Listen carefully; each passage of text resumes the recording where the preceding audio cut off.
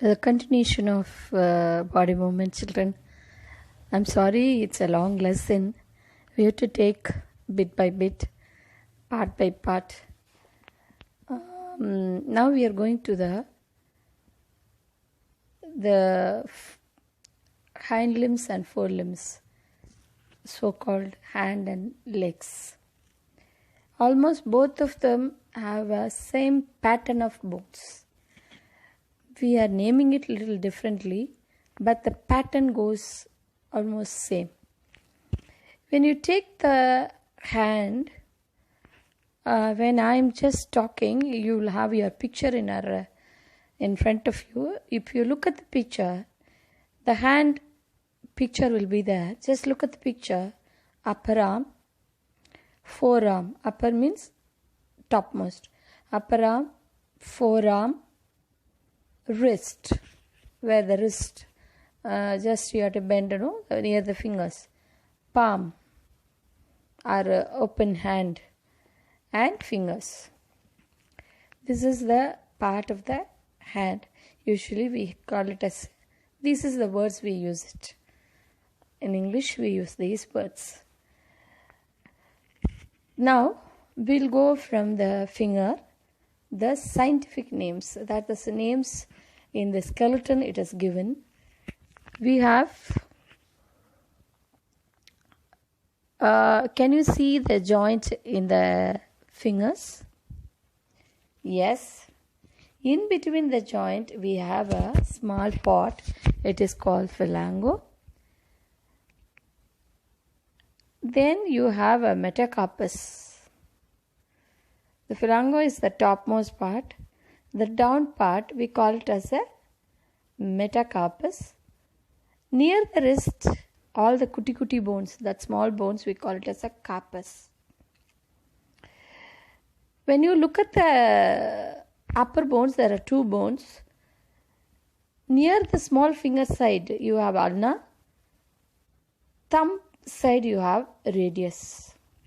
And you have a long bone after the joint. Elbow joint, you have a humerus. The bone which is joined in the shoulder, we call it as a scapula. And you have clavicle.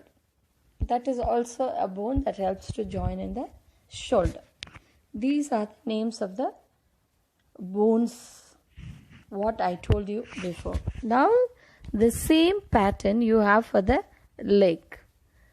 Just look at the leg. Your picture will be there in the front for you. Just look at the picture.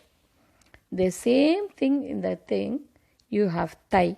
That is the topmost, near the pelvic, hip, near the hip. Lower leg, that's a down part. And ankle. Ankle is where we wear the golsu, the ladies. The gents wear what you call, you to put your shoes. That part where the part joint, that's called as ankle. And you have a feet. Feet you know very well. And the toes. And the toes. Hand, fingers. Hand we call it as fingers. Leg we call it as toes. So both are same. Now we'll go again from the down. Phalanges. There are 14 phalanges.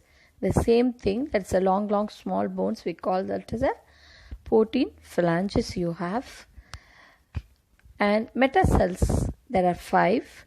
That is another small bones which connect the feet to the other bones. And tarsals you have 7. All these are in the feet, which they are all small bones. Here the fibula, small toe, kuti toe. Near that you have a fibula, and big toe you have the tibia. Then a little upper you go, you have a knee joint. That bone already I told you, that is a patella. Then you have a femur, that is the biggest bone in our body. It is called a thigh bone. I think, are you clear about the hand and legs, the common names as well as your science names? Now we'll move on to the cage. I'm going to put you in cage. or the chest bones. The chest bones form the cage. What cage? They join together and they form the cage. It is cone shaped. If you look at the picture is in front of you. Just look at it, it's a cone shaped. I think about the ice cream, no problem. Cone ice cream. It encloses the heart and the lungs. It is the main part. The heart and lungs, both are very soft parts, both are very sensitive parts, both have to be protected, because how we are protecting the brain, the same amount of concentration we have to give for the heart and lungs. At the back, it is made up of 12 pairs of bones. Pairs means two bones joined together. I think I have to tell you about cartilages here. Already I told you about cartilages. It is a bone, but it's a soft bone. You can bend that bone. Here, in the chest bone, mixture of two, the hard and soft bones.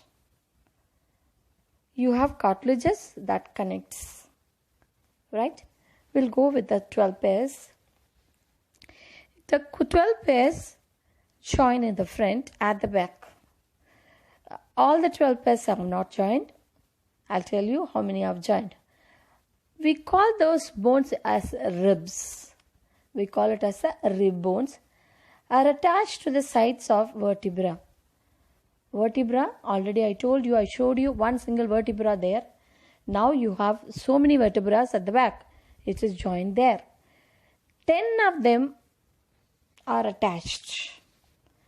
The front at the back. They have attached by a cartilage. See, it is showed in blue. That is all cartilages, soft bones. To the breastbone and the front. See, they are forming a cage, 10 pairs, forming the cage by joining in the front bone as well as at the backbone. Then what is the rest? Rest, 2 pairs, that is 4 bones, are called as a floating bones. That is not either joined in the front or not joined at the back. Now, they joined at the back, not in the front. That's why they're just floating. We call them as a floating bones. This ribs, see, just run and see. If you're running, the heart expands. The lung expands. What happens? Your rib shows. Your chest bone has to show. That is, you're running or you're breathing very fast. How? Even another person, suppose you're running and coming, your mother will ask, why did you run? Where did you go? What did you do? How she's finding out? The way your chest movement. All the bones are rigid means all the bones are hard. It's not possible. We have cartilages there. That is why the cartilage is like a elasticity. It's just move in the front at the back. Okay.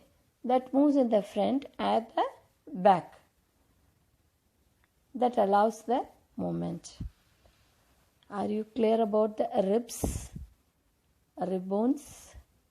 How it protects the soft organs, floating ribs, how many pairs of ribs, all that, are you clear? Yes. I'm happy. I think I could see some beautiful smiling faces. Yes, thank you children. I'll continue. The next bit I'll continue again. I'll come back.